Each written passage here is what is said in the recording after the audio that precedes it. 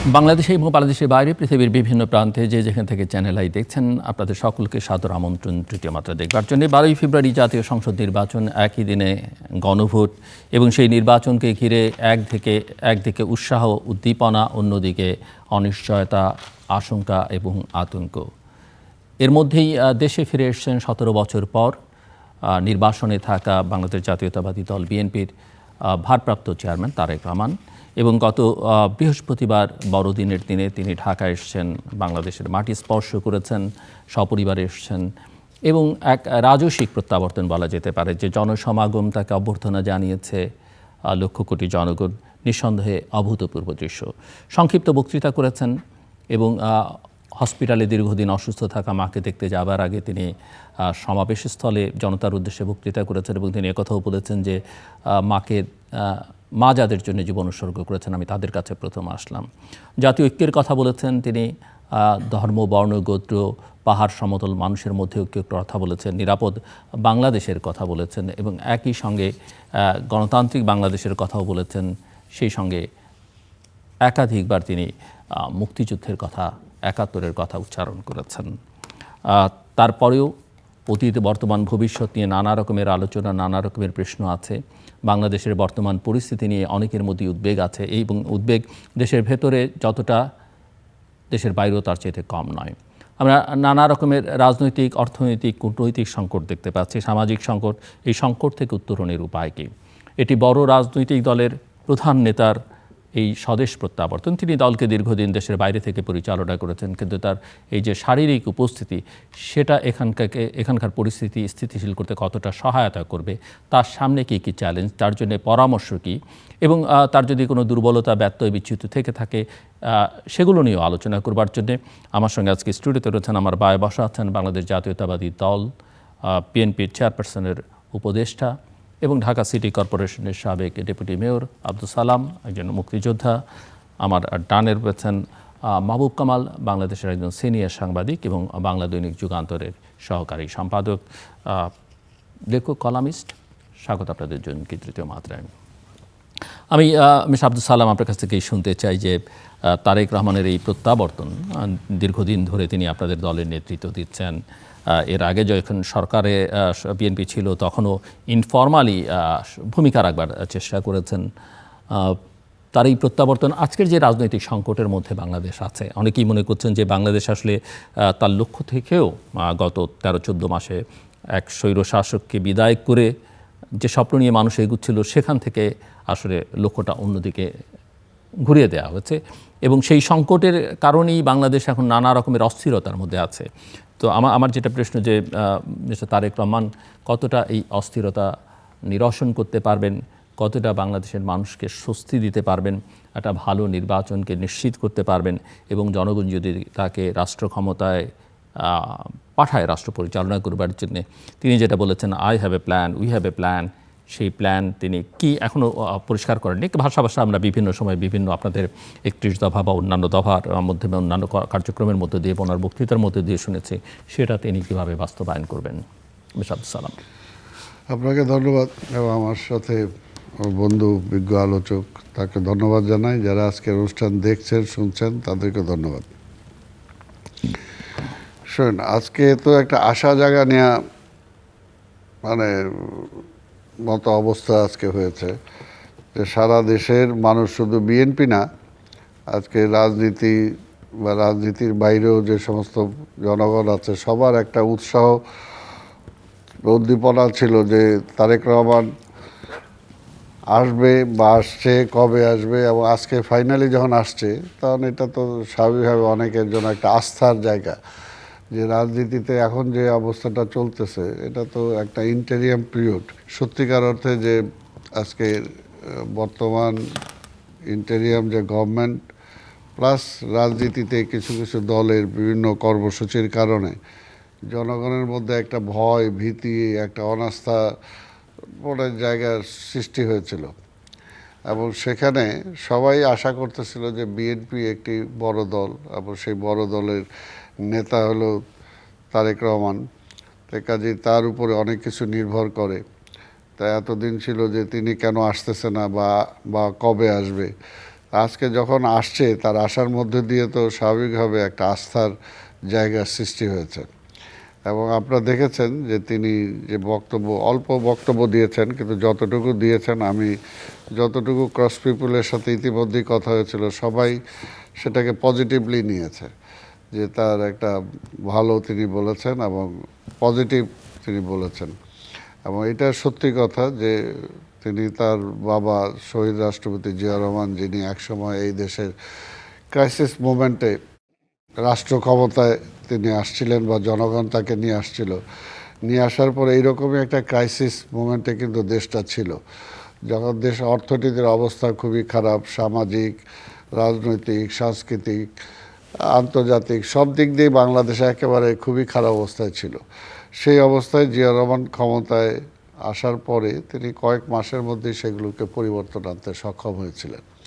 এটাই ছিল তার লিডারশিপ। এবং অল্প সময় ছিলেন তিনি, 3.5 বছরের মতো ছিলেন, কিন্তু এই অল্প সময়ের মধ্য দিয়ে জিয়াউর রহমান এখনও বাংলাদেশের মানুষের সামনে এখনও একটি জ্বলন্ত লিডারশিপ, যে সবাই মনে করে যে ক্রাইসিস ম্যানেজার, অর্থাৎ একটা ক্রাইসিস টাইমে যে সব কিছুই করতে পারে। যেমনি মুক্তিযুদ্ধের সময় 25শে মার্চে যখন একটা শূন্যতা সৃষ্টি হয়েছিল, তখন 26শে মার্চে তিনি স্বাধীনতার ঘোষণা দিয়ে হোল জাতিকে সে সময় একটা দিক নির্দেশনা দিয়েছিলেন, এবং পরে যে সেই যুদ্ধে অংশগ্রহণ করছিলেন, নেতৃত্ব দিয়েছিলেন। পরবর্তী পর্যায়ে আবার যখন দেশের ভার তার উপর দেওয়া হয়, তখনও তিনি সফলভাবে সেই দায়িত্বটা পালন করেছিলেন।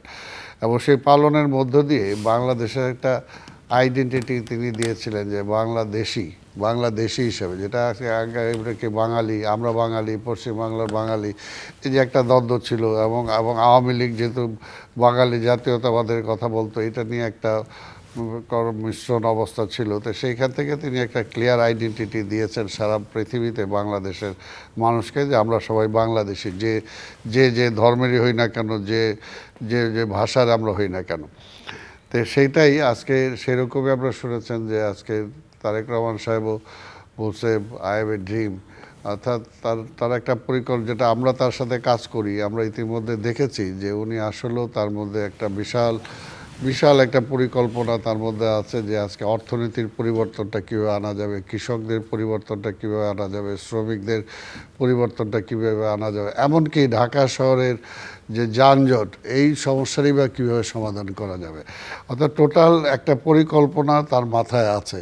তো সেটা তো অবশ্যই, সেটার জন্য তো রাষ্ট্র ক্ষমতা দরকার, এবং সেটা যদি জনগণ আগামী নির্বাচনে যদি তার নেতৃত্বে বিএনপিকে রাষ্ট্র ক্ষমতা দেয়, তাহলে আমরা বিশ্বাস করি যে তার বাবার মতো অল্প সময়ের মধ্যেই সে দেশ জাতির সামনে একটা উদাহরণ সৃষ্টি করতে পারবে, যে তিনি পজিটিভ আসলে কিছু চেঞ্জ করার মতো তার মধ্যে সেই ক্রিয়েটিভ যে চিন্তাভাবনা আছে, সেটাকে আসলে বাস্তবে তিনি কার্যকর করতে পারবে।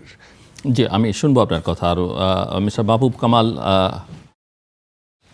প্রসঙ্গত এটাই, কিন্তু আপনাকে আমার স্পেসিফিক একটা প্রশ্ন করবার আছে। আপনি একাধিকবার একাধিক জায়গায় বলেছেন যে তারেক রহমান আসবেন না, আমার এই অনুষ্ঠানে বলেছেন, এবং তিনি এলেন, আপনিও দেখেছেন, আমিও দেখেছি, গোটা দেশবাসী দেখেছে। সো আপনার কাছ থেকে শুনতে চাই। হ্যাঁ, I was ready to face such a question. দেখেন, আমি কিন্তু বলি নাই যে উনি কোনোদিনও আসবেন না, আমি বলছি যে উনি আসবেন না, he is not coming. It does not necessarily mean যে কোনোদিনও আসবে না। আমি বলছি যে প্রিভেইলিং যে কন্ডিশন, সেখানে আসবে। এবং আমি প্রথম বলার পর 14 মাস পরে উনি এলেন। আমি প্রথম খালেদ মহিউদ্দিনের কথা বলছি। এখন আপনার অনুষ্ঠানে আমি বলছি, আমার অনুষ্ঠানে আপনি রিসেন্টলি না, আমি বলছি কি, আমি আপনাকে বলছি যে ডাক্তার বললো যে 15 দিনের মধ্যে মারা যাবে। আমি বললাম যে না, 10 বছর বাঁচবে, বাজি ধরেন। এখন 9 বছর 11 মাস পরে যদি ওই লোক মারা যায়, আপনি গ্রামারের ভুল ধরতেই পারেন, তো ভাই 10 বছর তো হয় নাই, আপনি তো মিথ্যা প্রমাণিত হইলেন। কিন্তু এই গ্রামারের ভুল ধরা তো ঠিক না, ওখানে 1 মাস কোনো ব্যাপার না। কথাটা হচ্ছে যে এই আমার কথাটা তামাদি হয়ে গেছে যখন স্বয়ং তারেক রহমান বলেছেন যে কিছু অপ্রকাশযোগ্য কারণে আমি আসতে পারছি না, তখন কিন্তু আমার কথা তামাদি হয়ে গেছে। আমি আর প্রাসঙ্গিক, মানে আপনার কথাকে উনি সেকেন্ড করেছেন, আমি কিন্তু প্রাসঙ্গিক না। ওকে, তো ফলে এই দায় দায়িত্ব ওনারও। উনি তো বলছেন কিছু এমন কিছু বিষয় আছে যেগুলো বলা যাবে না, তো ফলে আমার আর কোনো দায় নাই, নাম্বার ওয়ান। নাম্বার টু হচ্ছে, দেখেন আমি যে 3টা কারণ বলেছিলাম তার একটা তারেক রহমান নিজেই সলভ করছেন, বাকি 2টা কীভাবে সলভ হয়েছে আমি জানি না। একটা সলভ করছেন উনি প্রকাশ্যেই একজনের কাছে সরি হয়েছেন, আপনারা দেখছেন, ঠিক আছে। So one problem was solved by himself. আর বাকি 2টা কিভাবে হয়েছে আমি ঠিক বলতে পারবো না। তো এখন কথাটা হচ্ছে যে আবার তো এখন বাকি দুটো তো নিশ্চয়ই ওনার ভূমিকা ছিল, এবং যাই হোক, হ্যাঁ, তো ফলে আমাকে কেন দায় দিচ্ছে? এটা তো তারেক রহমান নিজেই বলছে, উনি সেকেন্ড করছেন আমার কথা। না দায় দিচ্ছি না, রাজনীতিতে তো বিশ্লেষণের সব সঠিক যাই হবে হোক, সবসময়। যাই হোক, এটা বাদ দেন। বাট কেমন দেখলেন ওনার এই প্রত্যাবর্তন? বলছি হ্যাঁ, this Tarique Rahman is totally different from the Tarique Rahman of 2001 and 2000, in between 2001 and 5, quite different. আজকে যেটা আমরা দেখলাম, সেই সময় তো তার বয়সও অনেক কম হ্যাঁ, ছিল। যাই হোক, ম্যাচিউরিটি না, বয়স does not necessarily enhance or accelerate, মানে না, আপনি 17 বছর তো কম বয়স না, আবার এক্সপোজার, ইন্টারন্যাশনাল একটা এক্সপোজার আছে, দেশের বাইরে কাটিয়েছেন দীর্ঘ না, সময়। বয়স কোনো ব্যাপার না। ওই আমি এক ছেলে এক টিচারকে সালাম দেয় নাই, তা বলছে তুমি মুরব্বীকে সালাম দিলে না, বললো একটা বয়স্ক লোককে সালাম দিলে না, বলছে আমাদের পুকুরে 300 বছরের একটা কাসিম আছে, আবার তাকেও সালাম দিতে হবে, ওর বয়স তো 300 বছর। বয়স কোনো ব্যাপার না, হ্যাঁ, এটা অনেক দেখা গেছে পৃথিবীতে, অনেক দেখা গেছে 30 বছর বয়সে, 40 বছর বয়সে, হ্যাঁ, নানা রকম মানে ঘটনা ঘটেছে, তাই না? বহু দেখা গেছে এগুলি। বয়স কোনো ব্যাপার, উনি ম্যাচিউর হয়েছেন, হ্যাঁ, এটা হচ্ছে কথা। এবং উনি কি বলে যে আপনার অনুষ্ঠানে আমি বলছি কেন, প্রথমে একটা বলে নেই, সেটা হচ্ছে ওনার পেছনে যারা ছিলেন, তারা মঞ্চে যারা ছিলেন, এইটা তাদের পরিবর্তে যদি এসএসএফ থাকতো ভালো হইতো, মানে নিরাপত্তা একটা। 2 নম্বর হচ্ছে ওনার স্ট্রেচারে চলে গেল ওনারা, উনি তো মানে হিজ ফার বিহাইন্ড, তাদের কাছ থেকে তো অনেক পার্থক্য আছে না তার, তো ফলে তার পিছনে দাঁড়ানো মানে হচ্ছে, বা এটা বাংলাদেশের একটা পুরনো কালচার, এখান থেকে তাকে বেরিয়ে আসা লেভেলে হয়ে যাচ্ছে আর কি। এসএসএফ থাকতো, that would be graceful to look at. তো যাই হোক, এখন আপনার অনুষ্ঠানে আমি বলছি যে এখনকার প্রিন্সিপাল কন্ট্রাডিকশন হচ্ছে লিবারাল ডেমোক্রেসি ভার্সাস আপনার আলট্রা রাইটিজম। আপনার অনুষ্ঠানে কিন্তু আমি বলছি, তো এই মুহূর্তে তারেক রহমানের আসাটা খুবই জরুরি ছিল আমি মনে করি, ইন দ্য সেন্স যে আপনার ওসমান হাদির মৃত্যু সংবাদের পর সেই রাতে যে কাণ্ডগুলো হয়েছে, 2টা মিডিয়া এবং 2টা ঐতিহ্যবাহী প্রতিষ্ঠানের উপরে হামলা ইত্যাদির মধ্য দিয়ে দেখা গেছে যে আলট্রা রাইটিজম আরও বেশি আলট্রা হয়ে যাচ্ছে। ফলে এই মুহূর্তে যদি তারেক রহমান না আসতেন, তাহলে সিচুয়েশন আরও গ্রেভ হয়ে যেত। হ্যাঁ, এখানে একটা ভারসাম্য রক্ষা হবে, অ্যাটলিস্ট। কী হবে না হবে সেটা পরে, এই ভারসাম্যটা দরকার ছিল। এখন আপনি বলবেন যে উনি আসলেন কি হচ্ছে আর কি। দেখেন, তারেক রহমান বললেন যে আই হ্যাভ এ প্ল্যান। হ্যাঁ, এ প্ল্যান মানে কি? We have a plan. তো উনি একটা প্রেসক্রিপশন দিবেন, একটা প্রেসক্রিপশন দিন, তাই না? কিন্তু দরকার তো আমাদের অনেকগুলো সার্জারি, ওই সার্জনটা কোথায়? He will give a prescription, he has a plan, okay. মানে আপনি বলছেন ইমপ্লিমেন্ট কারা করবে? হ্যাঁ, এটা সার্জারি আছে কতগুলি, কোন পরিস্থিতিতে তারেক রহমান দেশে আসলেন এটা আপনাকে বুঝতে হবে। What are the সেলিয়েন্ট features of today. দেখেন, আমি একটা একটা করে বলতেছি। 1 নম্বর হচ্ছে যে কোন প্রেমিসে উনি দাঁড়ায় আছেন, এটা বুঝতে হবে আমাদের। 1 নম্বর হচ্ছে মুক্তিযুদ্ধকে আন্ডারমাইন শুধু নয়, স্মৃতি থেকে সরিয়ে দেয়া হওয়ার একটা প্রক্রিয়া চালু আছে। এবার এমনও বলা হয়েছে 16ই ডিসেম্বর বিজয় দিবস মানি না, নাম্বার 1, প্রেমিসগুলো আমি বলতেছি। নাম্বার 2, আমাদের যে কালচারাল হেরিটেজ, সেই কালচারাল হেরিটেজকে ইসলামিক কালচার দিয়ে রিপ্লেস করার চেষ্টা হচ্ছে। ধর্ম তো থাকবেই, ধর্ম প্রত্যেকটা দেশের অধিবাসীদের একটা ধর্ম আছে, আবার একটা কালচারাল হেরিটেজ আছে, এটার মধ্যে কোনো কনফ্লিক্ট নাই। আপনি তো অনেক বড় জায়গায়, ক্ষুদ্র জায়গায় দেখলে যে স্কুলে এখন স্পোর্টসের টিচার থাকবে না, কালচারের মানে মিউজিকের টিচার। হ্যাঁ, ওই তো একই, আমি ওটা তো আমি I am encompassing the whole year. Number 3, যে আমাদের নিরাপত্তার যে শেষ ভরসা সেনাবাহিনী, সেটাকে অকার্যকর এবং দুর্বল করার একটা প্রচেষ্টা চলছে, নাম্বার 3।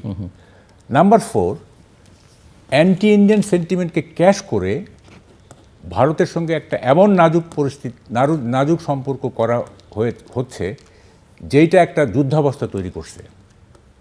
দেখেন, এটা কিন্তু খুব ভয়ঙ্কর ব্যাপার। হ্যাঁ, এবং মানে যুদ্ধটা কি? যুদ্ধ হচ্ছে war is the worst alternative, সবচেয়ে বাজে বিকল্প হচ্ছে যুদ্ধ, যে কোনো সংকট দেখা দিলে। এবং আমাদের মতো দেশে তো আমরা ইকোনমিক্যালি যুদ্ধ অ্যাফোর্ড করতে পারি না। যুদ্ধ তো শুধু মানুষ হত্যা করে, ইকোনমির উপর একটা ইম্প্যাক্ট আছে, তাই না? তা আমরা তো যে কোনো যুদ্ধ আমরা অ্যাফোর্ড করতে পারি না, তাই না? এবং এটা ওয়ার্স্ট অল্টারনেটিভ। তো সেইটার একটা পরিস্থিতি তৈরি হয়েছে, অ্যান্টি ইন্ডিয়ান একটা নানা রকম কথাবার্তা বলে একটা পরিস্থিতি নাজুক হয়ে গেছে। আপনি দেখতেছেন যে এই যে আপনার ভিসা বন্ধ হয়ে যাচ্ছে ইত্যাদি নানা রকম। এরকম একটা প্রেমিসের উপরে তারেক রহমান কিন্তু দেশে আসছেন। মানে এটা কিন্তু খুব ছোটোখাটো একটা ফাইট না, ইটস এ বিগ ফাইট। আমরা যে খুশি হয়ে যাচ্ছি, আমরা যে মানে আমি তো ওই যে বিএনপির নেতাকর্মী যারা আবার পরিচিত, মানে খুশিতে গদ। হ্যাঁ, তো এইটা গদ হওয়ার কিছু নাই। মানে ওনার আশায় তো কিছুতে গদগদ হতেই পারেন, মানে এর চাইতে তো বড় খুশি হওয়ার কিছু বিএনপির এই মুহূর্তে নেই। এবং সাধারণভাবে অনেক নাগরিকও সন্তুষ্ট যে তিনি এইরকম একটা ক্রাইসিস ফিজিক্যালি প্রেজেন্ট। এখন দেখেন, এই যে এই পরিস্থিতিগুলো কারা তৈরি করলো? এই যে পরিস্থিতিগুলো কারা তৈরি করলো? এক নম্বর হচ্ছে আপনার মানে এনসিপির মোড়কে ইয়াং জেনারেশন একটা অংশ। দুই নম্বর হচ্ছে ইসলামিক থিওলজিস্ট যারা, ইসলামিক তাত্ত্বিক যারা। তিন নম্বর হচ্ছে ইসলামিক মিলিটেন্ট ফোর্স যারা। ঠিক আছে, এই টোটাল এন্টায়ার এইটা একটা ফোর্স হয়ে গেছে আর কি। হ্যাঁ, এবং এই পরিস্থিতিটা মানে বাই অ্যান্ড লার্জ তারা তৈরি করছে। হ্যাঁ, এই পরিস্থিতিটা। এবং এই অবস্থার বিপরীতে আপনার একটা লিবারেল ডেমোক্রেসির রাজনীতি পার্সু করা, এটা খুব টাফ জব। হ্যাঁ, আজকে আপনি 50 লাখ লোক জড়ো করলেন, ঠিক আছে, 50 লাখ বা 1 কোটি লোক জড়ো করলেন, এইটা যে সবসময় একই ঐক্য ধরে রাখবে, এটা যে একই স্ট্রেংথ ধরে রাখবে, এটা কিন্তু নাও হইতে পারে। এবং এটা নানাভাবে এটা ডিসমেন্টেল হয়ে যেতে পারে। এবং হয়তো দেখা যাবে যে 4-5 দিন 6 দিন পরে দেখা যাবে একটা অন্যরকম সিনারিও আমাদের সামনে আসতেছে। হ্যাঁ, এটা হইতে পারে, এটা ইয়ে করার কিছু না। দেখেন, মানে বাংলাদেশের রাজনীতি না, ওয়েদার ফোরকাস্টের একটা নিয়ম আছে। ওয়েদার ফোরকাস্ট কিন্তু 7 দিনের বেশি করা যায় না। You might be knowing that. আমি আমেরিকাতে একটা ওয়েদার ফোরকাস্ট করতে একটা মেয়ে, খুবই চমৎকার, তার আমি শুনতাম আর কি। তো ওয়েদার ফোরকাস্টের ম্যাক্সিমাম লিমিট হচ্ছে 7 দিন। বাংলাদেশের পলিটিক্সেরও আপনার আমি বলি এইটার ম্যাক্সিমাম ফোরকাস্ট লিমিট হচ্ছে 7 দিন, মানে আমি যেভাবে দেখতেছি আর কি। সো খুশি হওয়ার কিছু নাই। এখন কথাটা হচ্ছে যে মানে we have to create our future, we hour selves have to create our future. আমাদের ফিউচার আমাদেরকে নির্মাণ করতে হবে, এটা অটোমেটিক হবে না। এটা অটোমেটিক হবে না, এবং এই ফিউচারটা আমাদের ক্রিয়েট করতে হবে। এবং এই ফিউচার ক্রিয়েট করার জন্য একটা মানে এমন লিডারশিপ দরকার যে পাবলিককে লিড করতে পারবে, যে ভিশনারি হবে। তারেক রহমান বলছেন যে আই হ্যাভ এ প্ল্যান, উনি তো প্ল্যানটা ডিটেল আউট করেন নাই, তাই না? ডিটেল আউট তো করেন নাই, এ তো রেটরিকও হইতে পারে। How are you so sure যে এই প্ল্যানটা একটা কম্প্রিহেনসিভ প্ল্যান? আমরা তো এত শিওর না, তাই না? He must explain, he must detail out যে আমরা কি প্ল্যানে আমরা আগাচ্ছি, তাইলে না আমরা বুঝবো যে তিনি আমাদের লিড করতে পারবেন কি না। সেটা তার কাছে আমি একটা আবেদন রাখতেছি, ইমিডিয়েটলি উনি এটা ডিটেল আউট করবেন, তার প্ল্যানটা, ইলেকশন ম্যানিফেস্টো। বাট ট্যাকটিক্স হিসেবে বা স্ট্র্যাটেজি হিসেবে পুরো প্ল্যান তো কেউ ওপেন নাও করতে পারেন, হয়তো ধীরে ধীরে ওপেন করবেন। না, আপনার স্যালিয়েন্ট ফিচারগুলো বলুন না, স্যালিয়েন্ট ফিচারগুলো বললেই তো হয়। আমরা তো একটা ইমপ্রেশন চাই আর কি। I have a plan, it is not enough. হ্যাঁ, একটা ইমপ্রেশন তো আমাদের রাখবে। হ্যাঁ, সো মিস্টার আব্দুল সালাম, আপনি শুনছিলেন বেশ কিছু প্রসঙ্গ, সাম্প্রতিক ক্রাইসিসের কথা মিস্টার মাহবুব কামাল উল্লেখ করলেন। মিস্টার তারেক রহমানের বক্তৃতায় নিরাপদ বাংলাদেশের কথা বলেছেন। একই সঙ্গে ওনার কথা থেকে যদি আমি কিছু বক্তব্য ধার করে 1-2 শব্দে আনি, তাহলে একটা সভ্যতার সংকটও বাংলাদেশে তৈরি হয়েছে, সেই সভ্যতার বাংলাদেশ আসলে নির্মাণ করতে হবে। সো এই জায়গায় বড় দল হিসেবে বিএনপির যে দায়িত্ব, দলের নেতা হিসেবে তারেক রহমানের যে দায়িত্ব, সেটা তা একটা জিনিস দেখেন, উনি কিন্তু ওনার বক্তব্যে 2টার উপরে একটু বেশি জোর দিচ্ছেন। একটা হলো নিরাপত্তা, আর একটা হলো অর্থনীতি। এবং সত্যিকার অর্থেই যদি বাংলাদেশটাকে এখন যে অবস্থায়, যে এখন আমরা যে জায়গাটায় আছি, এবং উনি আলোচনা করতে যে ভারতের বিষয়টা আনলেন, এটা তো অবশ্যই গুরুত্বপূর্ণ।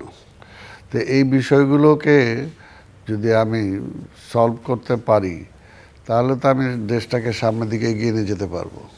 তো ওনার তো একটা সিগন্যালটা তো উনি দিছেন, অর্থাৎ এই বিষয়গুলোকে কার্যকর করার জন্য, ইফেক্টিভ করার জন্য এগুলোকে কিভাবে আমি এক্সারসাইজে যাব, সেটা আমার প্ল্যান আছে। এটা তো উনি বলছেন, কাজে এটা তো মানে কোনো ভাসমান কিছু না। আর আরেকটা যেটা হলো যে দেখেন, উনি ইতিমধ্যে তার কাজে কর্মের মধ্য দিয়ে অনেক কিছু প্রমাণও করেছেন। বিশেষ করে উনি ভারপ্রাপ্ত চেয়ারম্যানের দায়িত্ব নেওয়ার পরে, অনেকে তো ভাবছিল, বিশেষ করে শেখ হাসিনা তো একেবারে গদগদ হয়ে গেছিল যে বিএনপি শেষ, এটার কোনো এফেক্টিভ কোনো কাজ করতে পারবে না, যেহেতু খালেদা জিয়া জেলে, আর তারেক রহমান এত মাইল দূরে আছে, ওইখান থেকে আর সে কিছুই করতে পারবে না। কিন্তু সে তার লিডারশিপকে দিয়ে প্রমাণ করে দিছে। আজকে যে মনে করেন যে লক্ষ লক্ষ লোক, কোটির কাছাকাছি লোক আজকে এখানে আসছে, এটা তো তার লিডারশিপের কারণেই।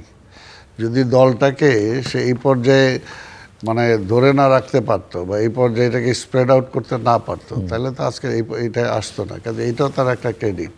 পাশাপাশি দেখেন, 5ই আগস্টের পরে এই দেশে একটা অ্যানার্কি হয়ে যাওয়ার কথা ছিল, কিন্তু সেই অ্যানার্কি থেকে কিন্তু কেউ যদি দেশটাকে রক্ষা করে থাকে, 2-3 জনের মধ্যে সে একজন। তার সেই সময় তার বক্তব্য, তার রোল, তার সব কিছু, সেটা একটা। আরেকটা যেটা আমি বলতে চাইতেছি, যে ধরেন ওর ভারপ্রাপ্ত চেয়ারম্যানের দায়িত্ব নেওয়ার পরে বাংলাদেশে এই যে এখনও যে শক্তিটা রাইজ করার চেষ্টা করতেছে আছে, অর্থাৎ একটা ডানপন্থী একটা শক্তি রাইজ করে কিভাবে এটাকে তারা কন্ট্রোলটা করতে পারবে। এবং অনেক সময় অনেকেই মনে করতো যে বিএনপি বা তারেক রহমানও বোধহয় ওই দিকেই ঝুঁকে যাবে, কিন্তু বিএনপির মধ্যে এই দুই ধারা, বিএনপির মধ্যেও সে ধারা কিছু তো আছে। স্বাভাবিকভাবে সবাই মনে করতো যে বিএনপি তো দক্ষিণপন্থী, কিন্তু দেখেন এবং তারেক রহমানের লিডারশিপ নেওয়ার পরে অনেকে আবার সেটা বেশি উৎসাহিত হয়ে, কিন্তু আসলে আশ্চর্য, কিন্তু তার সবাই কিন্তু সেটা পারে নাই, ইচ্ছা করলেও কিন্তু পারে নাই। আরেকটা দেখেন যে আজকে আওয়ামী লীগ এত বড় ক্রাইসিসে কখনো পড়ে নেই, এবার যে ক্রাইসিসে পড়ছে। পড়ার পরে দেখেন, এর আগেও যখন 75-এর পরে তারা আন্ডারগ্রাউন্ডে চলে গেছিল, এইবারও কিন্তু তারা আন্ডারগ্রাউন্ডে। কিন্তু BNP one of the success, যে বিএনপি অনেক ক্রাইসিসে পড়ছে, দলটা শেষ হয়ে গেছে, সব লিডারশিপ শেষ করে দিছে, সব কিছু করছে, কিন্তু কখনো বিএনপি পলিটিক্স কিন্তু আন্ডারগ্রাউন্ড পলিটিক্সে যায় নাই। আন্ডারগ্রাউন্ড পলিটিক্সে তাকে ইনভলভ করতে চাইছে, ফোর্স করছে। এমনকি আওয়ামী লীগের সময় তো এমন করছে যে আমেরিকান কোর্টে তো একসময় বলেই দিল যে এটা আন্ডারগ্রাউন্ড পলিটিক্সের সাথে ইনভলভ হয়ে গেছে, কিন্তু সেখানেও কিন্তু যেতে দেয় নাই। তো এইগুলো যে তার ম্যাচুরিটি, তার লিডারশিপের, এগুলো তো আপনাকে আনতেই হবে, এগুলোকে তাকে আপনাকে পয়েন্ট দিতেই হবে। তো এইটাই বললাম। কানাডিয়ান কোর্ট, হ্যাঁ, কানাডিয়ান কোর্টে, হ্যাঁ, কানাডিয়ান আমেরিকান কোর্টেও চেষ্টা করছিল। তো এইগুলো করে কিন্তু বিএনপি কিন্তু তার পলিটিক্সটা ক্লিয়ার রাখছে যে আমি ডানও না, আমি বামও না, আমি মধ্যপন্থী। বাংলাদেশের প্রেজেন্ট সিচুয়েশনে দেখেন যে কিছুদিন আগেও 5ই আগস্টের পরেও বিএনপির বিরুদ্ধে যেভাবে লাগছিল, মনে হয় যে বিএনপি বোধহয় শেষ হয়ে গেল, বিএনপির ইমেজ বোধহয় একেবারে শূন্যর কোঠায় পৌঁছে গেল, বিএনপিকে আর দাঁড় করানো যাবে না। কিন্তু বিএনপি কিন্তু স্ট্যান্ড বাই তার জায়গায় ঠিকই আছে। এবং তুলনামূলকভাবে আপনি দেখেন ক্রমানুসারে কিন্তু বিএনপির এগেনস্টে যে শক্তিটা অপপ্রচার যারা করতো, এটা কিন্তু আস্তে আস্তে দুর্বল হয়েছে। একটা নির্বাচনের বেলায় দেখেন আপনি যে বিএনপি কনস্ট্যান্টলি বলে আসছে যে আমরা মনে করি যে এই মুহূর্তে মিনিমাম সংস্কার করে একটা নির্বাচনে যেতে হবে। সেই সময় অনেকেই বলছে, অনেকে না, 2-4টা দল বলছে যে বিএনপি খালি নির্বাচনের জন্য পাগল হয়ে গেছে। কিন্তু এখন কি বলতেছে জনগণ, আজকে এই দেশের ম্যাক্সিমাম পিপল কিন্তু বলতেছে নির্বাচন দরকার, যেটা আমরা আগে থেকেই বলি। এবং এটাও কিন্তু তারেক সাহেবের একটা ওয়ান অফ দ্য সাকসেস। তো কাজে লিডারশিপের এখন বাকিটা আপনি কখন বুঝবেন, যখন আপনি ক্ষমতাটা তার হাতে দিবেন। এর আগে তারা বলতে পারবে না। যে উনি যেটা বললো যে অর্থাৎ তার টিমটা কি, টিমটা তো এখন টিমটা তো যখন সে যাবে, যখন সে মানে টিম ক্যাপ্টেনও যখন হবে, ক্যাপ্টেন হিসেবে দায়িত্ব নিবে, তখন না সে তার টিম সাজাবে, তখন সেটা বলা যাবে যে এটা কতটুকু কার্যকর হয়েছে, কতটুকু হয় নাই। আর আরেকটা যেটা আছে যে বিএনপি, আমি যেটা বললাম যে বিএনপির অতীত একটা গ্লোরিয়াস একটা অতীত আছে, বিএনপি গ্লোরিয়াস একটা অতীত আছে, যেটা আওয়ামী লীগ বা জামাত এই দুইটাকে যদি আমি এখন কাউন্ট করি বা চিন্তা করি, তাহলে দেখা যাবে যে তাদের কিন্তু সেটা নাই।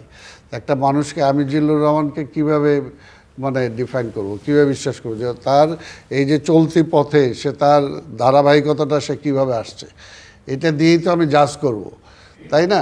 আজকে একটা সংগঠনকেও যদি জাজ করতে হয় যে তার অতীতটা কী, সে থেকে আসছে, এই পর্যন্ত কী কী করে আসছে, ওইটা থেকেই জাজমেন্ট হবে। তো সেই জাজমেন্টও যদি হয় যে তাহলে বর্তমান বাংলাদেশের প্রেজেন্ট যে প্রেক্ষাপট, এই প্রেক্ষাপটে তো বিএনপি ছাড়া কোনো বিকল্প নাই, বিএনপি ছাড়া কোনো বিকল্প নাই। এখন কথাটা হলো যে বিএনপি লিডারশিপ এখন এটা যদি সত্যিকার অর্থে রাইট ট্র্যাকে যদি ধরে রাখতে পারে তারেক রহমান সাহেব, তাহলে স্বাভাবিকভাবে সাকসেস হবে এবং সে যে পারবে ইতিমধ্যে সে সেটা প্রমাণ দিচ্ছে। মাহবুব কামাল, আপনি বলবেন এবং কোনো বিকল্প কি আছে? বলছি সেটা হচ্ছে, আমি কিন্তু টিমের কথা বলি না, আমি বলছি সার্জারিগুলো খুব জটিল, সার্জারিগুলি খুব জটিল। দেখেন, আমি প্রবলেমগুলো একটু আইডেন্টিফাই করার চেষ্টা করি, মানে আমার ক্ষুদ্র জ্ঞানে। প্রথমে যে ভারতের সাথে ব্যাপারটা না, দেখেন, any war is a symptom of man's failure as a thinking animal. মানে যে কোনো যুদ্ধ মানে এক চিন্তাশীল প্রাণী হিসাবে মানুষের ব্যর্থতাকে প্রমাণ করে। কোনো চিন্তাশীল মানুষ যুদ্ধের কথা বলতে পারে না, ঠিক আছে? তো এই জন্য এই যে মানে ভারতের সাথে যে ব্যাপারটা না, এইটা আমরা কিভাবে অ্যাভয়েডিং এনি ওয়ার, আমরা কিভাবে একটা ডিগনিটি, একটা ইকুয়াল ডিগনিটি, একটা সমমর্যাদার, একটা বন্ধুত্বপূর্ণ এবং কোনো প্রভাবহীন একটা সম্পর্ক করতে পারি, এইটা আপনাকে বের করতে হবে, এই ডিপ্লোমেসিটা আপনাকে বের করতে হবে, ঠিক আছে? মর্যাদাপূর্ণ ইকুয়াল রিলেশন, যাতে আমাদের খবরদারি করতে না পারে এবং আমাদের মানে কোনো কিছু দেয়ার প্রশ্ন না আসে। এটা বের করতে হবে, এই ডিপ্লোমেসিটা বের করতে হবে, এছাড়া উপায় নাই কিন্তু। আচ্ছা, 2 নম্বর দেখেন, গত 16 মাসে আমরা কি দেখছি? 16 মাসে আমরা দেখছি রাষ্ট্র আছে, রাষ্ট্রযন্ত্র নেই, সরকার আছে, শাসন নেই, পেশি আছে, হৃদয় নেই। এই 16 মাস কিন্তু আমরা এটা দেখছি, ঠিক আছে? তাইলে এই যে একটা অবস্থা, একটা শাসনহীনতা, একটা কি বলে যে রাষ্ট্রযন্ত্রের কোনো ভূমিকা নেই, হ্যাঁ, একটা ছেড়ে দেওয়া হয়েছে সারা বাংলাদেশকে, এই অবস্থার মধ্য দিয়ে কতগুলো জিনিস তৈরি হয়েছে এবং এগুলিকে অ্যাড্রেস করতে হবে। কীরকম তৈরি হয়েছে দেখেন, খুবই মর্মান্তিক, এবং এটা কোথায় যে আমাদেরকে নিয়ে যাবে আমরা বুঝতে পারতেছি না। আমি এটা বলছি একটা টেলিভিশনে যে এতদিন আমরা কি দেখছি, নানা রকম পলিউশন দেখছি, water pollution, air pollution, environmental pollution, এখন কিন্তু হিউম্যান পলিউশন শুরু হয়েছে, মানুষ দূষিত হয়ে যাচ্ছে। এবং এ সেকশন অফ মানে সাইজেবল অ্যামাউন্ট অফ পিপুল কিন্তু অলরেডি দূষিত হয়ে গেছে। এই যে অধ্যত্ব দেখেন, এই যে বেপরোয়াপনা, এই উন্মাদনা, এটা তো মানে মেন্টাল ইলনেস, এটা মানসিক অসুস্থতা, হ্যাঁ, এবং এটা এর সংখ্যা কিন্তু বাড়তেছে। আপনার যে কোনো মানে কি বলে যে উন্মাদনা বলেন, বলেন, সেটা কিন্তু ইনফেকশাস, সেটা কিন্তু সংক্রামক, এপিডেমিক হয়ে যায় কখনো কখনো। ফলে এই জিনিসগুলি কীভাবে রোধ করা যায়, এই যে হিউম্যান পলিউশনটা কীভাবে রোধ করা যাবে, এটা কিন্তু একটা প্রক্রিয়া চলতেছে, আপনি খেয়াল করছেন কিনা জানি না। হ্যাঁ, এই যে মানুষ উদ্ধত হয়ে যাচ্ছে, যেমন ধরেন এই যে কি বলে যে ভাইরাল সিদ্দিক একটা ছিল না, এই লোকটা তো আগে এরকম ছিল না, 5ই আগস্টের আগে তো এরকম ছিল না, তাই না? কেন এরকম হইল? ওই একটা সিচুয়েশনের মধ্যে সে ভাইরাল সিদ্দিক হয়ে গেছে, সে উল্টাপাল্টা কী বলতেছে, উন্মাদের মতো আচরণ করতেছে। তারপরে ধরেন যে মিডিয়াতে যারা আক্রমণ করতে গেছে, এরা কি কোনো, এদের মধ্যে কোনো সেন্স ওয়ার্ক করে কি না, হ্যাঁ, এদের মধ্যে কোনো সেন্সিবিলিটি আছে কি না, হ্যাঁ, উইদাউট নোয়িং এনিথিং। যেমন আমি একটা উদাহরণ দিছি সেদিন, সেটা হচ্ছে যখন ওই সালমান রুশদির যখন ফাঁসি চাওয়া হচ্ছিল মিড 90s, তখন আমি জায়গা দিনে চাকরি করি, বেইলুরে আমাদের অফিস। তো বেইলি রোড দিয়ে একটা মিছিল যাচ্ছে, সালমান রুশদির ফাঁসি চাই, সালমান রুশদির ফাঁসি চাই। তো আমি একটা ছেলেকে ডাক দিলাম যে আচ্ছা সালমান রুশদির ফাঁসি চাই, কী কারণে ফাঁসি দিতে চাচ্ছ বলো তো দেখি।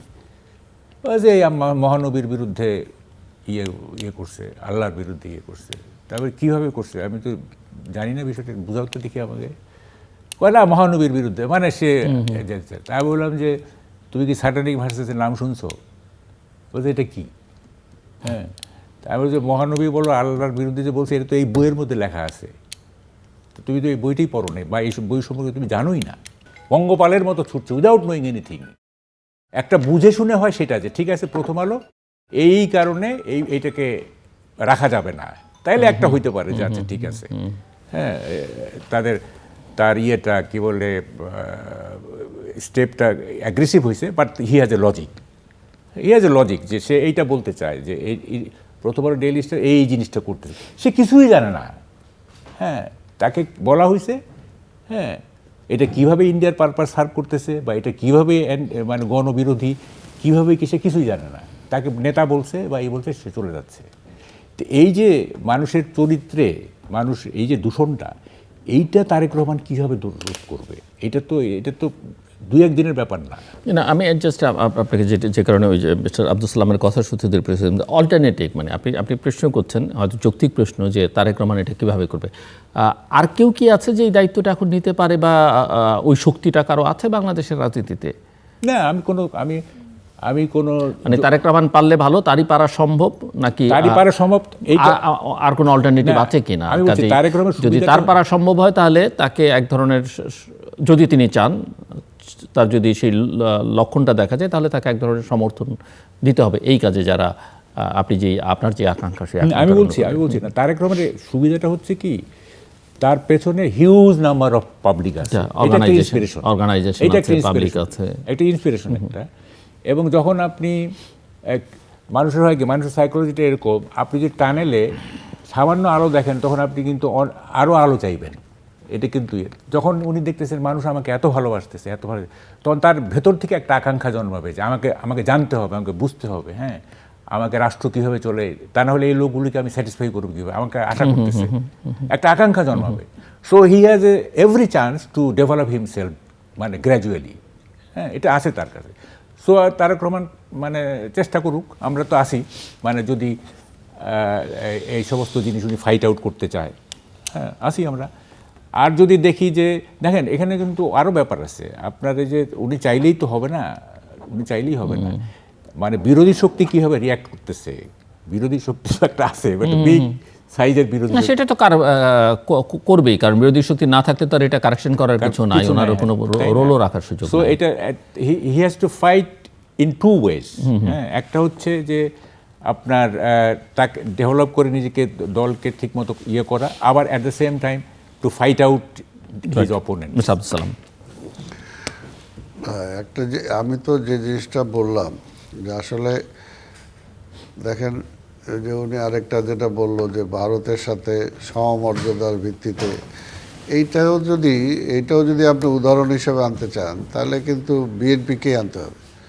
বিএনপির নেতা জিয়া রহমান সাহেবই কিন্তু সেটা করতে সক্ষম হয়েছিলেন, যে আজকের আঞ্চলিক একটা নিজেদের শক্তির ভারসাম্য রক্ষা করার জন্য কিন্তু তিনি সার্ক তৈরি করেছিলেন।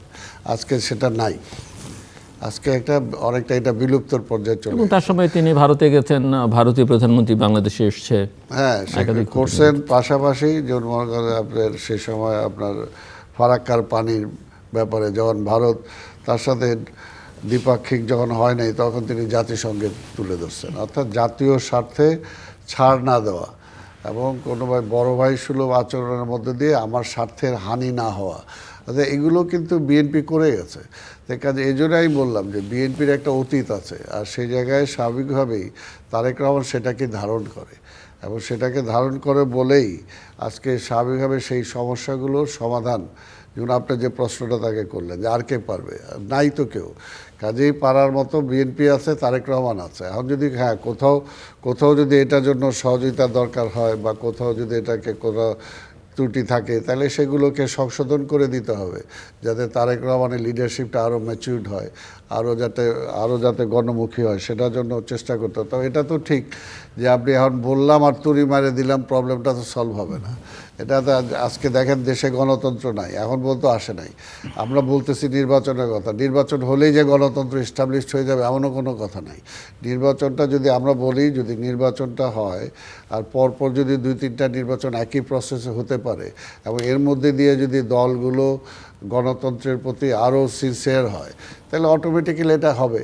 আর তখন জনগণও যদি জনগণ সচেতন যদি আরও হয় এবং জনগণ যদি সত্যিকার অর্থে তাদের প্রতিনিধিরা বাছাই করার ব্যাপারে সঠিকটাকে বাছাই করতে পারে, অর্থাৎ সেখানে সবার দায়িত্ব আছে। এখানে শুধু একা বিএনপির দায়িত্ব বা একা তারেক রহমানের দায়িত্ব সেটা না, সেখানে মাহবুব কামালেরও আছে, সেখানে জিল্লুর রহমানেরও আছে, সেখানে সেম আমারও আছে।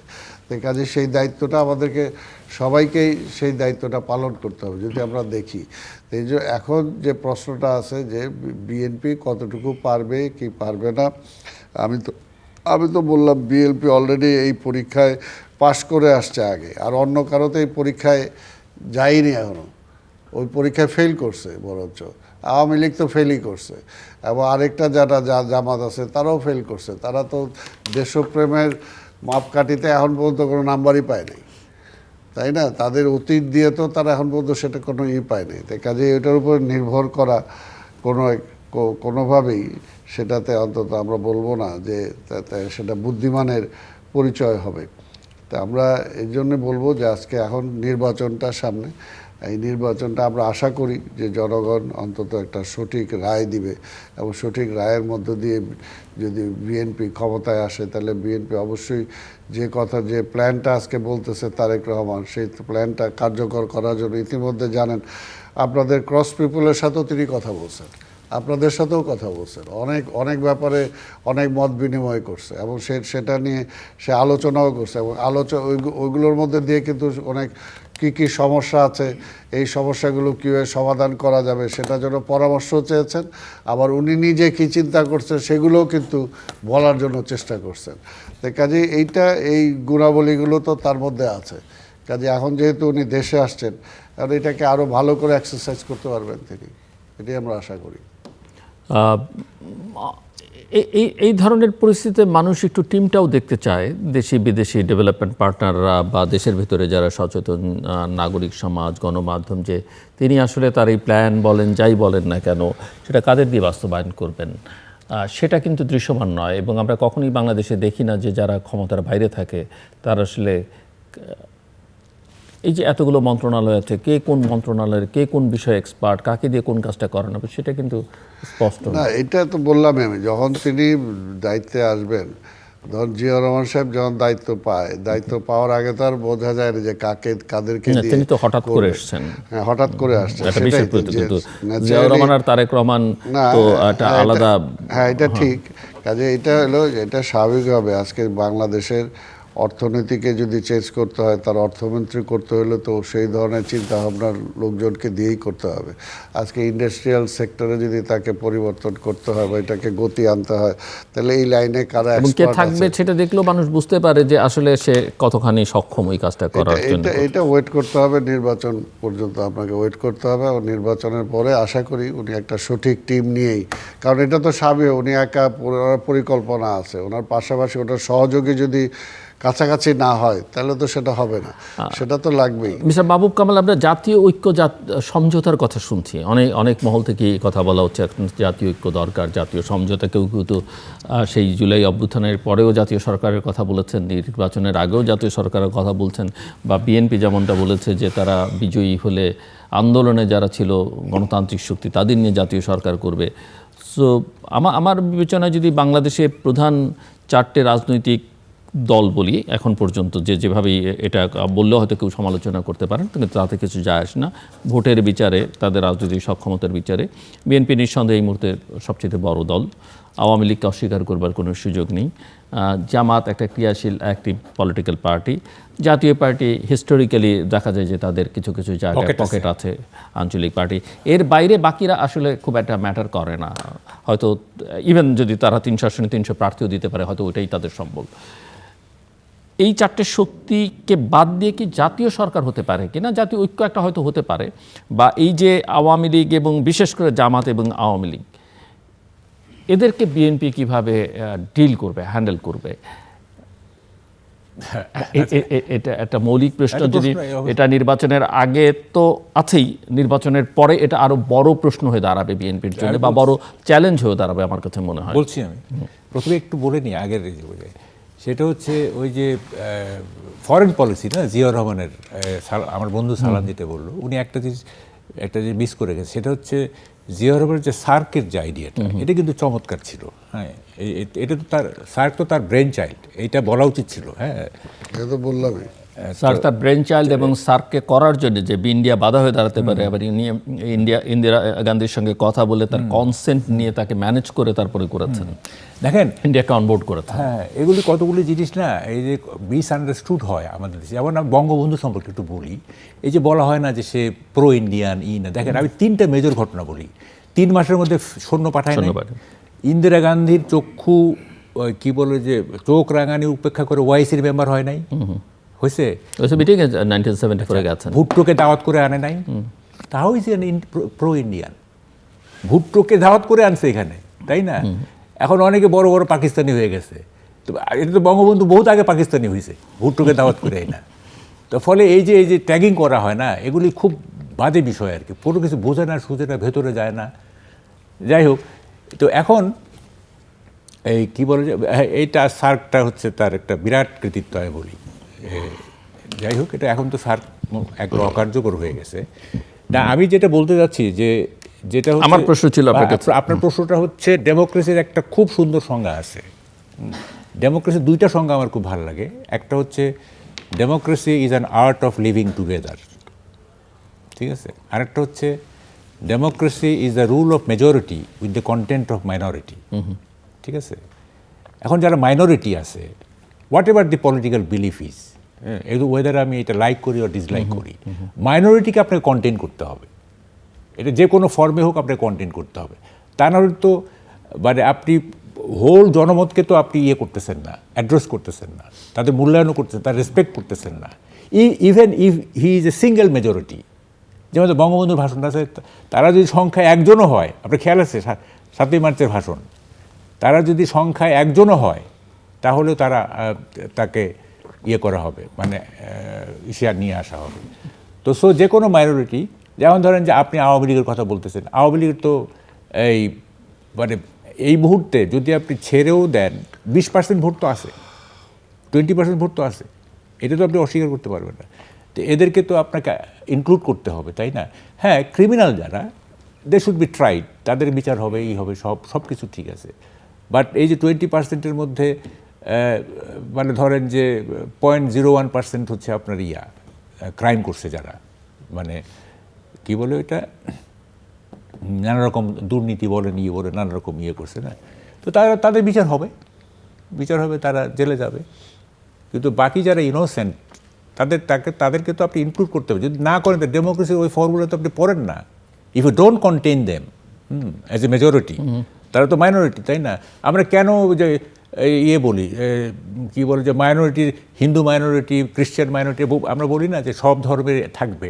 তো সব ধর্ম যদি পারে, সব বিলিফও থাকবে, সব রাজনৈতিক বিশ্বাসও থাকবে। শুধু ধর্মীয় বিশ্বাস তো মানে এন্টিটি না, তাই না? এন্টিটি তো নানা রকম আছে, ধর্মীয় বিশ্বাস আছে, রাজনৈতিক বিশ্বাস আছে। তো যতক্ষণ না পর্যন্ত সে ক্রিমিনাল অফেন্স করছে, যতক্ষণ না পর্যন্ত ক্রিমিনাল, আই রিপিট, যেমন ধরেন যে 71-এ যারা মানে কি জামাত আছে না, তারা তো যারা ক্রিমিনাল অফেন্স করে নাই, তাদেরকে আপনি কেন দোষী সাব্যস্ত করবেন? সে তো অখণ্ড পাকিস্তান চাইতেই পারে ফ্রম হিজ পলিটিক্যাল পয়েন্ট, তাই না? সে চাইতেই পারে অখণ্ড পাকিস্তান, কিন্তু সে যদি ক্রিমিনাল অফেন্স না করে, তাকে তো আপনি দোষী একটা বিশ্বাস করে, হ্যাঁ, একটা ভুল করছে, তাই না? তো ফলে এভরি বিলিফ, বি ইট রিলিজিয়াস বিলিফ, বি ইট পলিটিক্যাল বিলিফ, আপনাকে কন্টেইন করতে হবে, আনলেস মানে হি ইজ মানে অ্যাকিউজড অফ ক্রিমিনাল অফেন্স। হ্যাঁ, তো এইটাকে করতে হবে, তা না হলে তো আপনি ওই ন্যাশনাল ইউনিটি যেটা বলতে, এটা কথার কথা থেকে যাবে। হ্যাঁ, তো এখন এইভাবে জিনিসগুলো যদি চিন্তা করা যায়, হ্যাঁ, শুনেন, এই যে মানে প্রতিশোধের রাজনীতি হয় কি, প্রতিশোধের রাজনীতির একটা কিউমুলেটিভ এফেক্ট থাকে, চেইন ইফেক্ট থাকে। হ্যাঁ, ধরেন আজকে যদি আপনি প্রতিশোধের রাজনীতিকে চূড়ান্ত পর্যায়ে নিয়ে যান, আগামীতে এইটা মাল্টিপ্লাই হবে। হ্যাঁ, মাল্টিপ্লাই হবে এবং তারপরে আরও মাল্টিপ্লাই হবে, এভাবে চলতেই থাকবে। সো আমার মনে হয় যে একটা রিকনসিলিয়েশন দরকার, যদি if you want to really create a rainbow society, আমরা যদি একটা রংধনু সমাজ গড়তে চাই, সবাই থাকবে। এই যে অনেকে বলেন ইসলামিক দল, কেন ইসলামিক দল থাকতে পারবে না যদি তারা জঙ্গি না হয়, যদি তারা মানে কি বলে যে ইসলামিক মিলিটেন্সি না করে। হ্যাঁ, যে কোনো ইসলামিক বিলিফ নিয়ে একটা ইসলামিক দল থাকতেই পারে। হ্যাঁ, যেমন জামাত আমি তো মনে করি যে মানে জামাত থাকতেই পারে, এটা রাজনীতি অনেকে জামাত, কারণ এই জেনারেশন তো আপনার 71-এর এই জেনারেশন ছিল না। আওয়ামী লীগ, হ্যাঁ আওয়ামী লীগ, হ্যাঁ থাকতেই পারে। যারা ক্রিমিনাল, আমি তো বলতেছি যে যারা ক্রিমিনাল অফেন্স করছে তাদেরকে বাদ দিয়ে যারা ইনোসেন্ট তাদেরকে রাখবেন না কেন আপনি? যেমন জামাতের ধরেন যারা এখন যারা আছে, এরা তো 71-এ ক্রাইম করার বয়সই হয় নাই, তাই না? তাদের বয়সই হয়, তাহলে আপনি কোন যুক্তিতে তাকে রাজনীতি করতে দিবেন? জাসদ করা শফিকুর রহমান তো এখন জামাতের আমির, সম্প্রতি বিএনপি থেকে মেজর আখতারুজ্জামান যোগ দিয়েছেন। কোন যুক্তিতে আপনি জামাতকে কোন যুক্তিতে রাজনীতি করতে দিবেন না, যেহেতু তারা ক্রিমিনাল অফেন্স করে নাই, তাই না? এবং আমি তো বলি জামাত যদি এখন আমাদের মুক্তিযুদ্ধকে স্বীকার করে এবং যদি তার পূর্বপুরুষদের যে অপকর্ম সেগুলি যদি মানে ভুল স্বীকার করে, যে আমাদের অনেক ভোট বাড়বে। আমি তো বলি অনেক ভোট বাড়বে, যার দুইটা জিনিস করুক তারা, যে হ্যাঁ উই আর সরি ফর 71, হ্যাঁ, এবং আমরা ক্ষমতায় গেলে শরিয়া আইন করবো না। দেখেন এই জিনিসটা, এটাও একটা ব্যাপার আছে, কিন্তু শরিয়া আইনের ব্যাপারে তার বলতে হবে যে আমরা ক্ষমতায় গেলে শরিয়া আইন করবো না, 1। 2 নম্বরে উই আর সরি ফর 71, আমরা ক্ষমা চাই। দেখবেন জামাতের ভোট অনেক। আলোচনাটা শেষ করে আনতে চাই মিস্টার আব্দুল সালাম। না, এটা তো ওই শেষের অংশটা জুড়ছে বলে সমালোচনা করা গেল না, নাহলে তো অবশ্যই বলতে হতো। কারণ রাজনৈতিক ভুল মানে আপনি স্বাধীনতাকে স্বীকার করেন নাই, আপনি স্বাধীনতা বিরোধী শক্তি, এটা তো বলবো আমি, তাই না? তো স্বাধীনতা বিরোধী শক্তির সাথে আবার ঐক্য কীভাবে, এটা তো অন্য।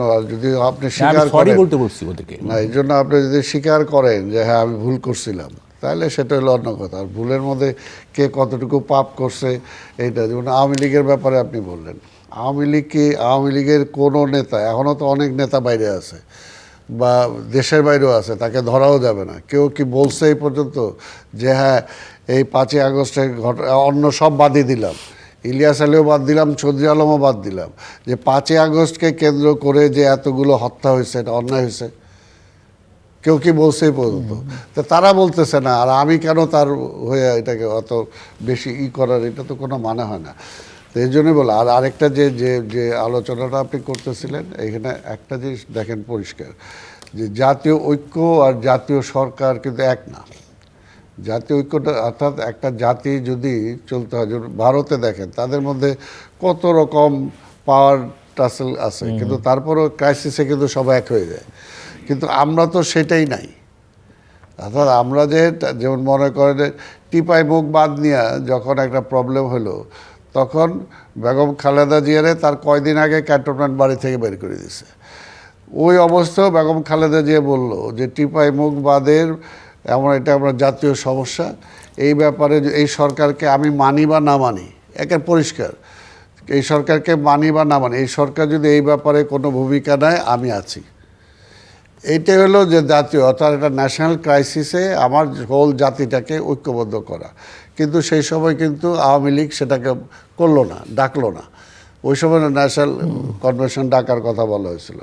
তারপর অন্যটা বাদ দেন, তারেক রহমান এই যে আমাদের এই যেটা হলো সারা পৃথিবীতে যে স্বাস্থ্যগত যেটা হয়ে গেল কোভিড সেই সময় বললো যে এটা শুধু বাংলাদেশ না, সারা পৃথিবীতে এটা হচ্ছে, কাজে এটা দিয়ে একটা বিশাল একটা ইকোনমিক্যাল ক্রাইসিসের মধ্যে আমরা পড়বো। এই ব্যাপারে আমাদের একটা জাতীয় হওয়া দরকার। সাথে সাথে আওয়ামী লীগের সেক্রেটারি জেনারেল বলে দিল কোভিডের চেয়ে আওয়ামী লীগ বেশি শক্তিশালী। অর্থাৎ এর জন্য এই বিষয়টা হলো যে আজকেও যেটা তারেক রহমান যেটা আগেও বলছে এখনও যেটা বলে যেভাবে গত ফ্যাসিবাদ সব কিছু ধ্বংস করে দিয়ে গেছে, এটাকে যদি আমাকে রিভিল করতে হয় তাহলে ন্যাশনাল কনসেনসাস একটা লাগবেই। ন্যাশনাল কনসেনসাস ছাড়া সেটা এককভাবে সেটা সম্ভব না। এটা হলো একটা কাজে, এই জিনিসটা তো আমাদের দরকার।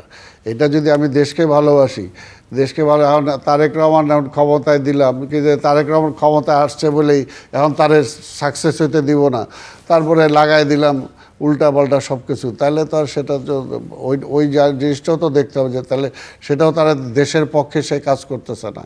তো বিষয়টা হলো এই বিষয়, এইগুলো যদি আমরা উপলব্ধি করি, দেশটা আজকের স্বাধীনতার এতগুলো বছর পার হয়ে আসছে, এখন পর্যন্ত কে স্বাধীনতার পক্ষে আর কে বিপক্ষে এটা নিয়ে এখনও বিতর্ক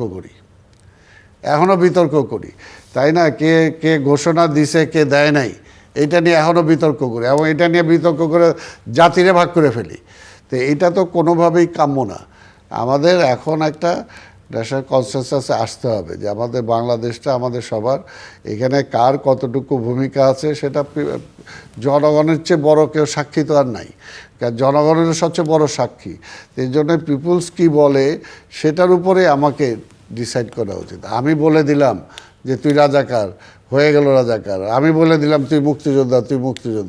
তো এইভাবে তো হয় না, তাই না? এটার জন্য আমাদেরকে যেটা সত্য, যেটা বাস্তব, সেটাকে আমাকে মানতে হবে, এবং মেনে নিয়ে এখন জাতির এখনও কিন্তু একটা ক্রাইসিসে আছি আমরা, ক্রাইসিসে মানে বিশাল ক্রাইসিসে আছি। এখন আমি যেটা বলি যে এখন মনে করেন এখন আমি অপারেশন থিয়েটারে আছি, আমি এই সময় যদি ডাক্তাররা মাথা গরম করে, ডাক্তাররা আমি বলবো যে পলিটিশিয়ানরা যদি মাথা খারাপ করে একটা উল্টাপাল্টা কিছু করে ফেলে, তাহলে বিকলাঙ্গ কিছু হবে, ভালো কিছু হবে না। কাজে এই সময় আমাদের সবাইকে আরও ঠান্ডা মাথায় চিন্তা করে কোনোভাবে যাতে জাতীয় বিভেদ আমরা সৃষ্টি না হয়, এবং বিভিন্ন কারণে আজকে আমার প্রতিবেশী রাষ্ট্র আজকে ধর্ম নিয়ে আমাদের এখানে কিছু রাজনীতি করতেছে, এটা নিয়ে আবার ওদের এখানে রাজনীতি করে আমাদেরকে বাংলাদেশকে একটা কোণঠাসা করার জন্য চেষ্টা করতেছে, বাংলাদেশে অর্থনীতির উপর একটা বিশাল প্রভাব বিস্তার করার জন্য চেষ্টা করতেছে। কাজেই এই সব কিছু মিলে আমাদের জাতীয় আন্তর্জাতিক সব কিছু মিলেই আমাদেরকে চিন্তা করে আমাদেরকে ওই প্ল্যান মাফিক সামনের দিকে যেতে হবে। জি, মিস্টার মাহবুব মামুন, খুব ছোট করে 2 মিনিট সময় ম্যাক্সিমাম। না, একটা কথা হলো যে তারেক রহমানের এই প্রত্যাবর্তনটা যেভাবে গ্লোরিফাই করা হয়েছে, এটা যদি মানে আমরা খুবই কষ্ট পাবো যদি একটা অ্যান্টি ক্লাইম্যাক্স আমরা দেখতে পারি, এবং এটার সম্ভাবনা আছে, হ্যাঁ, অ্যান্টি ক্লাইম্যাক্স দেখার। যেমন গ্লোরিফাই কীভাবে করেছে, আমি একটা দেখলাম যে তারেক রহমানের প্লেন উপরে আসে, হিসাব করে দেখছে যে এত কোটি সেকেন্ড পরে উনি ল্যান্ড করবেন, এইভাবে গ্লোরিফাই করা হয়েছে। হ্যাঁ, তো সেটা তো হয়তো ধরেন না, বলছি আমি এই যে গ্লোরিফিকেশন, এইটার তো ধারাবাহিকতা থাকতে হবে, তাই না? ধারাবাহিকতা থাকতে হবে। যেমন আমরা তো ওই যে আপনিও নিশ্চয়ই পড়ছেন প্যাট্রিয়ট কবিতা রবার্ট ব্রাউনিংয়ের, 1 বছর আগে যখন শহরে ঢুকতেছে ফুলের তারপরে 1 বছর পরে কি পরিণত হইলো। সো এগুলি খেয়াল রাখতে হবে আমাদের, যে কি আমাদের যে আশাবাদ তৈরি হয়েছে, যে অপটিমিজম তৈরি হয়েছে, এই অপটিমিজমটাকে কীভাবে তৈরি হইতেই হবে, এছাড়া আশা নিয়েই তো বাঁচতে হবে। সেটাই বলছেন উনি। আশাবাদ ছাড়া বাঁচা যাবে না। আমি আশাই করবো না আমি, না আশা, তাহলে আর হবে কি? এখন হয়েছে কি, আমার দেখেন এই 16 মাসে হয়েছে কি, fear has stolen hour dream, ভয় আমাদের স্বপ্নকে চুরি করে ফেলেছে, বুঝছেন? এই স্বপ্নটাকে জাগায় তুলতে হবে।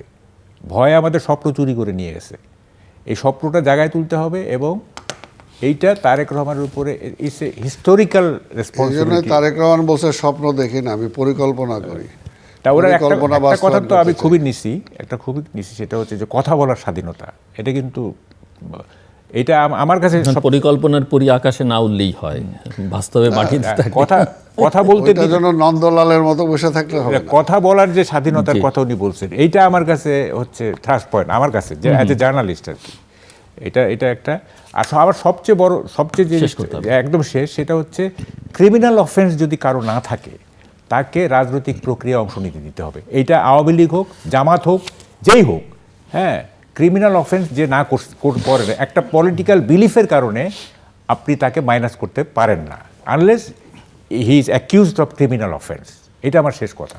দর্শক অনুষ্ঠানের শেষ প্রান্তে আমরা সামাজিক যোগাযোগ মাধ্যম ফেসবুক, এক্স এবং ইউটিউবে তৃতীয় মাত্রা লাইভ স্ট্রিম হচ্ছে, আপনারা দেখতে পারেন। টেলিভিশনের পর্দায় দেখতে না পারলে যে কোনো সময় যে কোনো স্থান থেকে ইউটিউবে তৃতীয় মাত্রা চ্যানেলটি সাবস্ক্রাইব করে এই পর্ব বা পুরনো পর্বগুলো আপনারা দেখতে পারেন। মিস্টার মাহবুব কামাল এবং মিস্টার আব্দুল সালাম, অসংখ্য ধন্যবাদ এই আলোচনা অংশ নেবার জন্য। দর্শক, সব কথা শেষ কথা, এবং যেটা তারেক রহমানের বক্তৃতার মধ্যেও খানিকটা এসছে, তিনি যেদিন ল্যান্ড করলেন বাংলাদেশে। আমরা নিরাপদ বাংলাদেশ চাই এবং একটা সভ্যতার বাংলাদেশ চাই। বাংলাদেশের সমাজে, রাজনীতিতে নানা জায়গায় এখন অসভ্যতা এত বৃদ্ধি পেয়েছে এবং ভয়ের একটা আবহ তৈরি হয়েছে, আমার এক অতিথি বলছিলেন। এবং এই জায়গাটা এখন এই মুহূর্ত পর্যন্ত যে রাজনৈতিক নেতৃত্ব আছে তার মধ্যে তারেক রহমানই একমাত্র নেতা যিনি এই পরিস্থিতি থেকে বাংলাদেশের উত্তরণ ঘটাতে পারেন, যে আকাঙ্ক্ষা আমাদের সেটা নিশ্চিত করতে পারেন। সে কারণেই দল মত নির্বিশেষে শুধু তার দলের নেতাকর্মীরাই না, তার বাইরের এমনকি তার ভিন্ন রাজনীতির নেতাকর্মী বা সমর্থকদের মধ্যে তাকে কেন্দ্র করে একটা আশাবাদ তৈরি হয়েছে। এখন সেই আশা তিনি পূরণ করতে পারবেন কি পারবেন না সেটা তার উপরে নির্ভর করবে।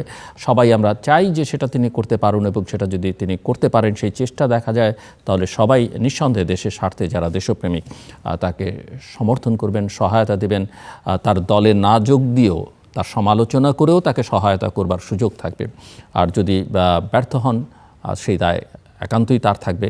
নিশ্চয়ই আমরা জানি যে অশুভ শক্তিগুলো ক্রিয়াশীল আছে, তাকেও বিপদের মধ্যে ফেলবার, ঝুঁকির মধ্যে ফেলবার, কিন্তু তার সদিচ্ছা যদি থাকে এবং তার সহকর্মীদের সদিচ্ছা যদি থাকে, সমাজের শুভবুদ্ধি সম্পন্ন মানুষ শক্তিগুলো সেটা বুঝতে পারবে এবং তিনি তাদের সহায়তা এবং সমর্থন পাবেন এই সংকটকালে বা ক্রান্তিকালে। আমাদের সঙ্গে থাকবার জন্য অসংখ্য ধন্যবাদ। আপনাদের সবার জন্য শুভকামনা।